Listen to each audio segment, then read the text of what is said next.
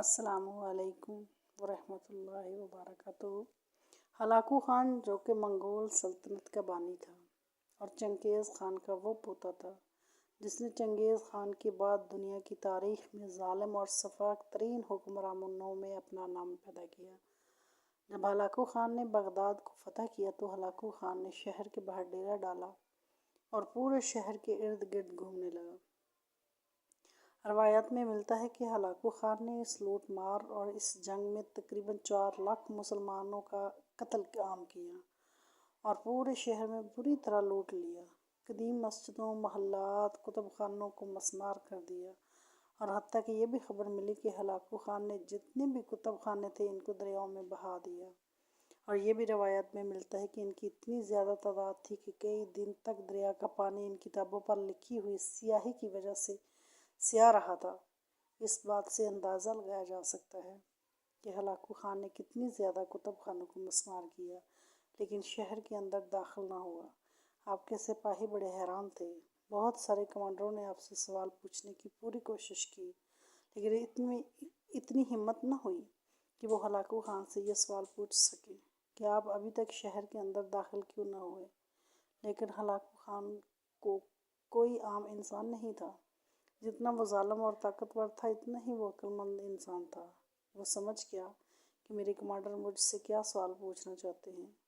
پھر Hulagu Khan نے اپنے تمام کمانڈروں کو اپنے پاس بلایا اور ان کو ایک قطار میں کھڑا کرتے ہوئے کہا کہ میں تمہارے چہروں سے ہی جان چکا ہوں کہ تمہارے اس وقت دماغ میں کیا چل رہا ہے۔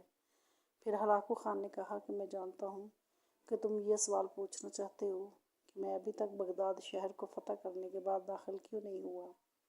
اس کی وجہ یہ ہے کہ میرے دماغ میں 2 سوال ہیں۔ جب تک مجھے ان سوالوں کے جواب نہیں مل جاتے میں اس وقت تک بغداد شہر میں داخل نہیں ہوں گا۔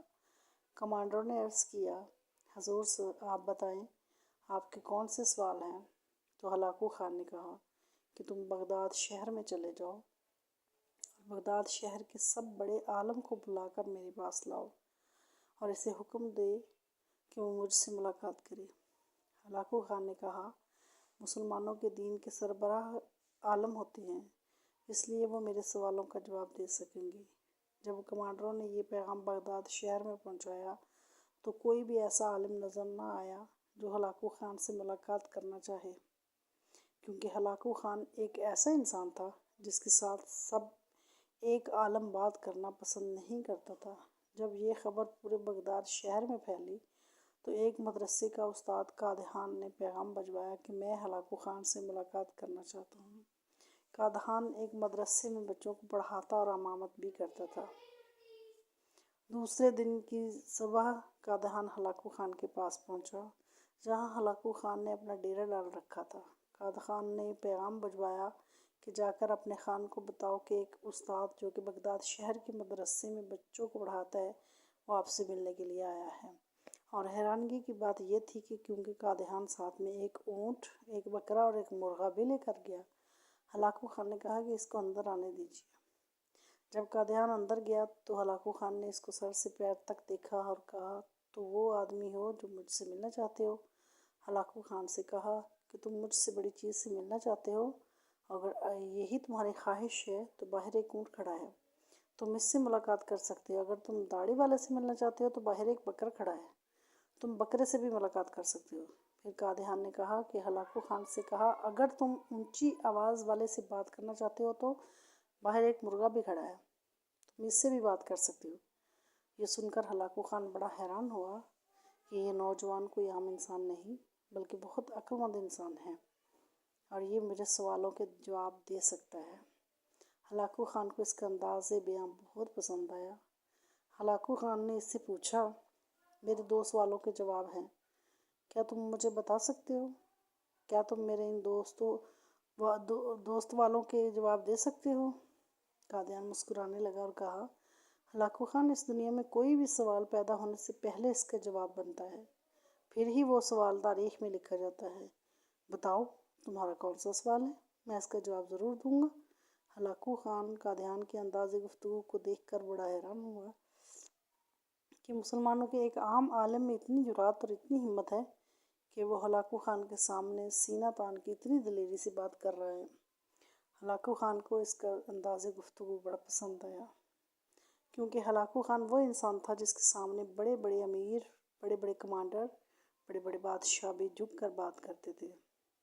اس لیے ہلاکو خان کو اس عالم کے انداز گفتگو بہت اچھا لگا۔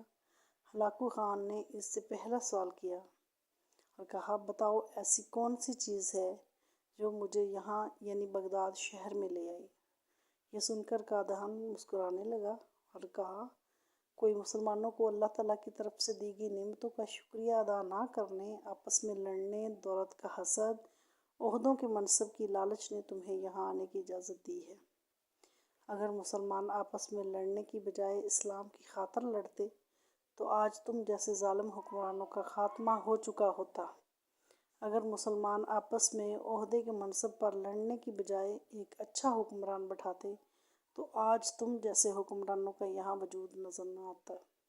اگر مسلمان اللہ تعالیٰ کی دی ہوئی نعمتوں کا شکریہ ادا کرتے تو تم آج یہاں نظر نہ آتے۔ اللہ تعالیٰ نے ہمیں اپنی دی ہوئی تمام نعمتیں، آسائشیں ہم سے لینے کے لیے تمہیں یہاں بھیجا ہے۔ پھر ہلاکو خان اس کے جواب سے بڑا متاثر ہوا اور کہا، اب بتاؤ ایسی کون سی چیز ہے جو مجھے واپس جانے پر مجبور کر سکتی ہے؟ تو یہ سن کر قادیان نے کہا، اگر مسلمان آپس میں لڑنے کی بجائے کافروں کے خلاف لڑنے کے لیے تیار ہو جائیں، اعلیٰ عہدے پر بیٹھنے کی بجائے ایک اعلیٰ حکمران کو بٹھائیں، اللہ تعالیٰ کی دی ہوئی نعمتوں کا شکریہ ادا کریں اور آپس میں بھائی چارہ اختیار کریں، تو یہی چیز کافی ہے کہ تم جیسے حکمران یہاں نظر نہیں آئے۔ اگر آج مسلمان دوسروں سے لڑنے کی بجائے کافروں سے لڑنا شروع کر دیں اور آپس میں بھائی چارہ اختیار کر لیں تو صرف یہاں نہیں، پوری دنیا سے ظالم کی حکمرانی مٹ جائے گی اور اسلام کا نام روشن ہو جائے گا۔ لیکن جب تک مسلمان دین اسلام سے دور ہو چکے ہیں، جب تک وہ واپس نہیں آتے، جب تک ہم اللہ تعالیٰ کی دی ہوئی نعمتوں کا شکریہ ادا نہیں کرتے، جب تک ہم متحد نہیں ہوتے، یہاں سے کوئی الا بھی نہیں سکتا۔ اور جس دن مسلمانوں نے ان باتوں پر عمل کر لیا تو تم تو کیا چیز، یہاں چنگیز خان بیاہ تو اسے واپس جانا پڑے گا۔ یہ سن کر ہلاکو خان کو اس کا جواب بڑا اچھا لگا اور اس سے بہت متاثر ہوا، اور اس کے بعد قادیان وہاں سے رخصت ہو گیا۔ دوستو، یہاں آپ کو ایک اور عالم کی عقل مندی کا واقعہ سناتے ہیں، اور وہ واقعہ کچھ اس طرح تھا کہ تاتاری فتح کے بعد ہلاکو خان کی بیٹی بغداد میں گشت کر رہی تھی کہ ایک ہجوم پر اس کی نظر پڑی۔ ہلاکو خان کی بیٹی نے پوچھا، لوگ یہاں کیوں اکٹھے ہیں؟ سپاہی ہجوم میں گئے اور واپس آ کر کہا کہ ایک عالم کے پاس کھڑے ہیں۔ ہلاکو خان کی بیٹی نے عالم کو اپنے سامنے پیش ہونے کا حکم دیا۔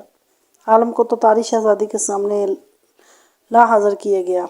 شہزادی نے مسلمان عالم سے سوال کرنے لگی، کیا تم لوگ اللہ پر ایمان رکھتے؟ عالم نے جواب دیا، یقیناً ہم ایمان رکھتے ہیں۔